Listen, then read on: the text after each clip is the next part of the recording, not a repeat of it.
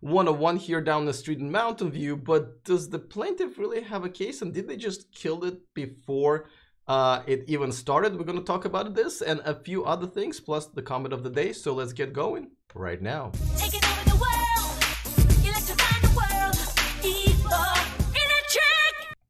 Okay, if you're watching this in replay on YouTube, please click the subscribe button to join our community so you don't miss anything moving forward. And if you're watching me live on Patreon, thank you so much for joining me. All right, so 101 crash. I mean, we've probably talked this one to death, and I know there's still investigation going on, and I'm sure there will be more facts coming out, and obviously looking forward to the conclusion of this so we know the full picture. But the family of the driver, of the Model X driver, is now told, I believe, the local CBS News, that they are going to sue Tesla as, I guess, partially responsible for his death. Now, I guess it was kind of expected. And, you know, Tesla released a statement, and I mean, I feel like I kind of need to say this every time, but that obviously this is a tragic event. Obviously a life was lost, but nobody appears to be insensitive. But we do have to talk about here, you know, we talk about technology, we talk about companies, we talk about Tesla. So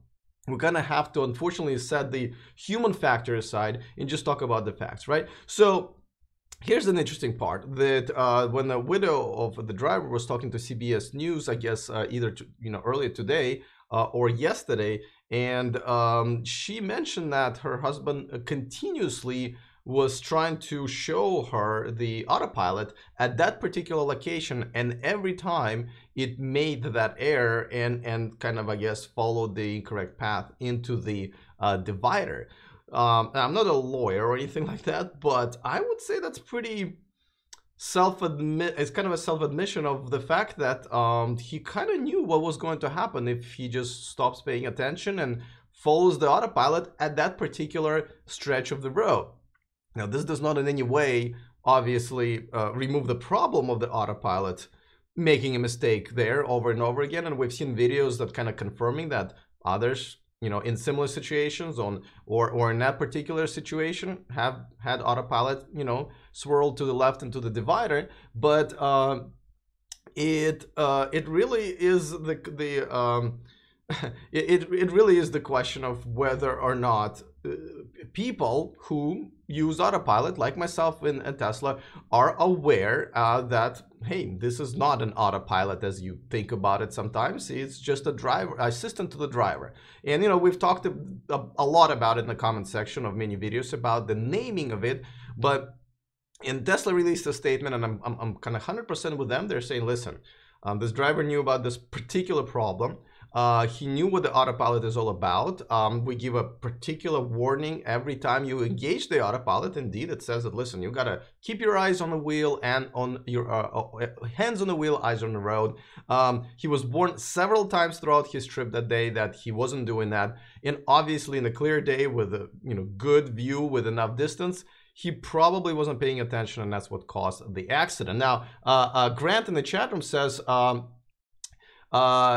that most likely the best way to go about it, from what I understand from the comment, is that to sue the local government. I believe it's Department of Transportation. I did reach out to them, by the way. They never replied, but because there are a lot of problems with that part of the area. Obviously, the barrier cushion was crumbled. The lines were, and I believe still are, blurry. And there is no, I don't know what you call it, but when your car really starts vibrating once it's off the road. So if anything, suing the local government or the transportation department probably would make more sense.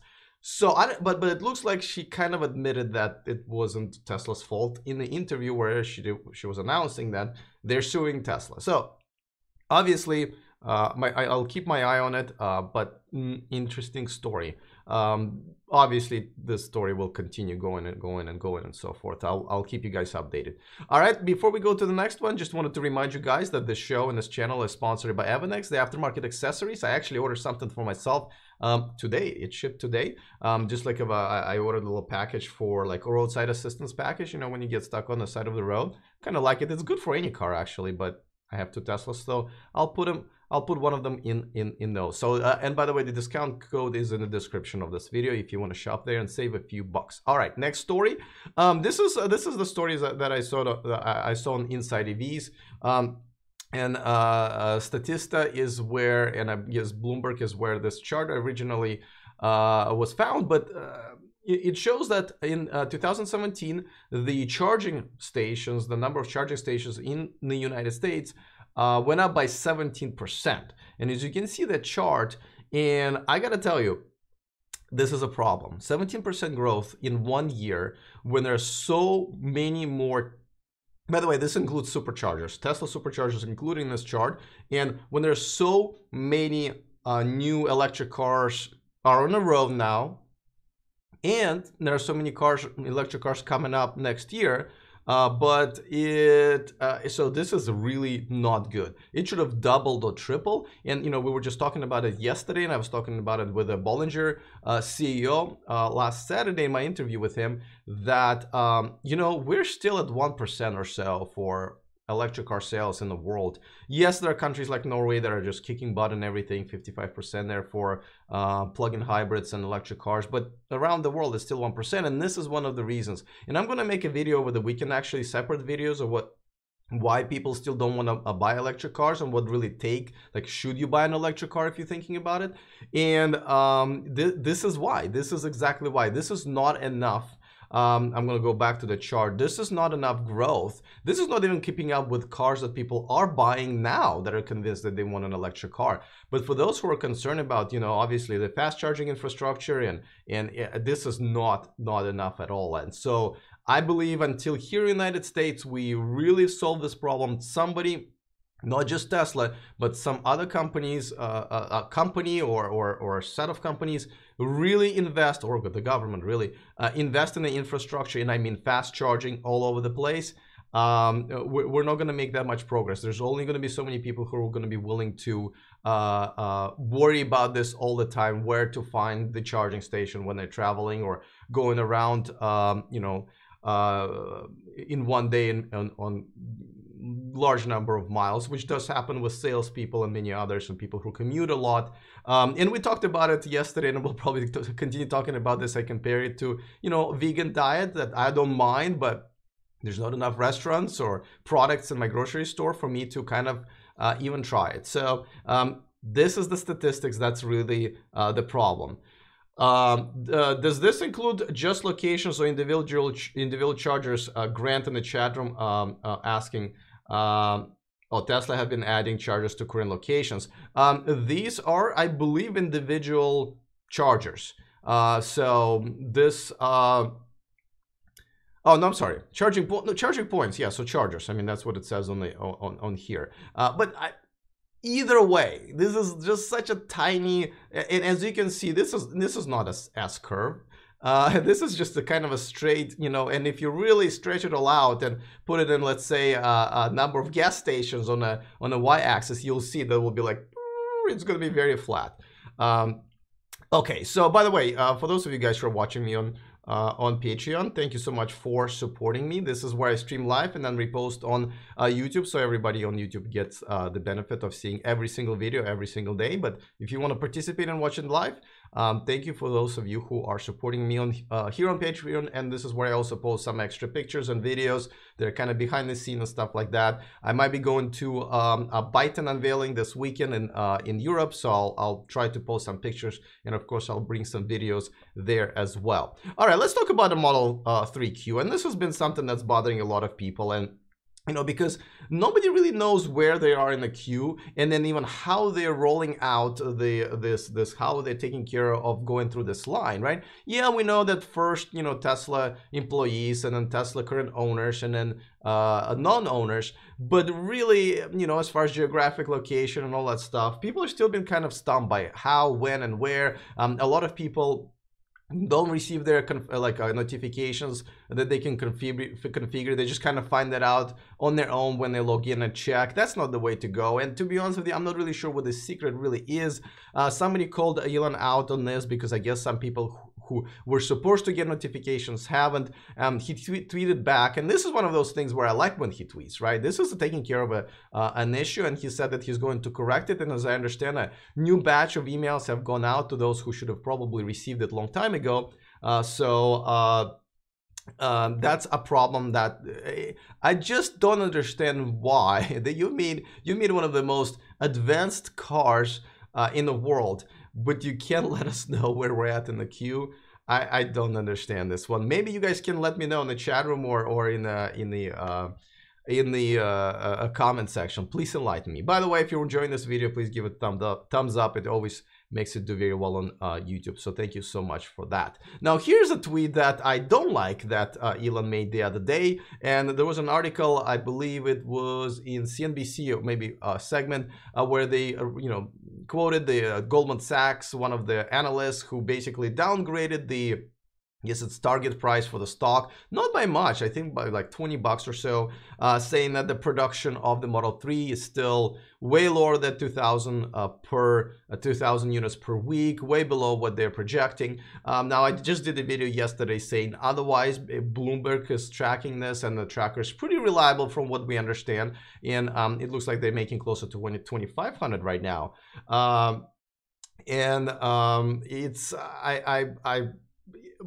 But at the same time, it's a pretty reasonable assumption, because yes, until now, they were still making about, what, a little over 1,000 per week, where everyone's been, they were supposed to be getting close to 2,500. Yes, they once again didn't reach their milestone. So that wasn't actually a bad, I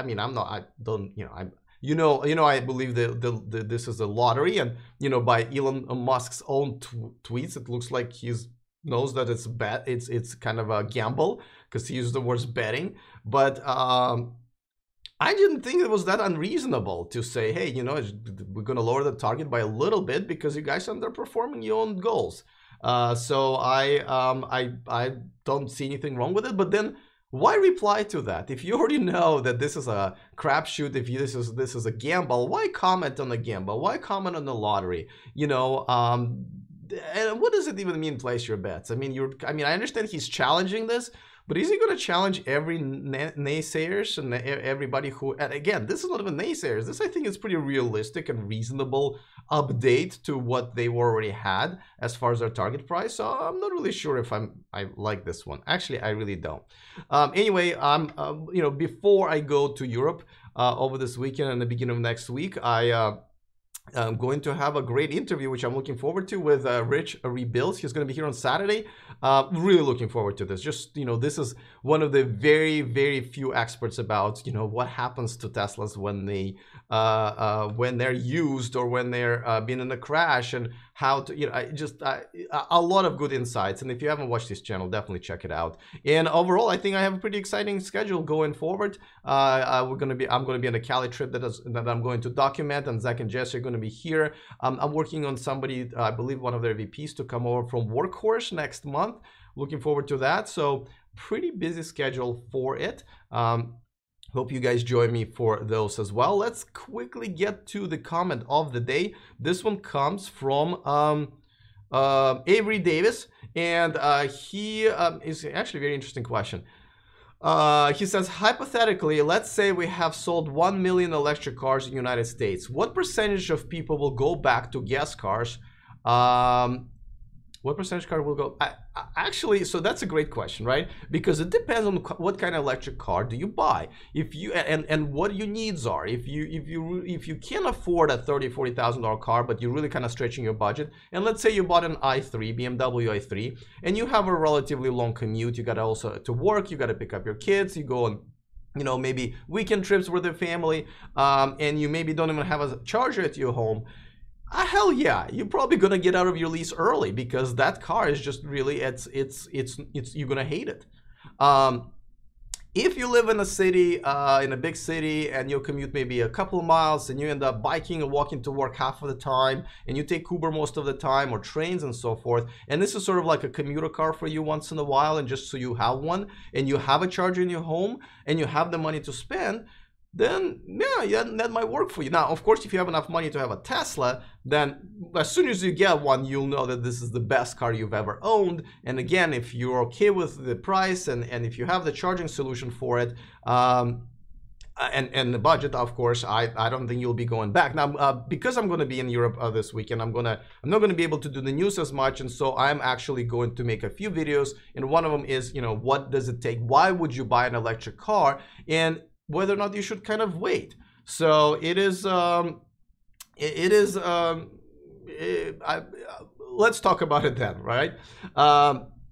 Love Rich says, Grant makes me cry so funny. Hope you bring your sense of humor. I'll try. I will try not to forget it. And then Lucas in the chat room says, so if you have 400 miles in normal car, you can travel around 80-90 miles with decent range.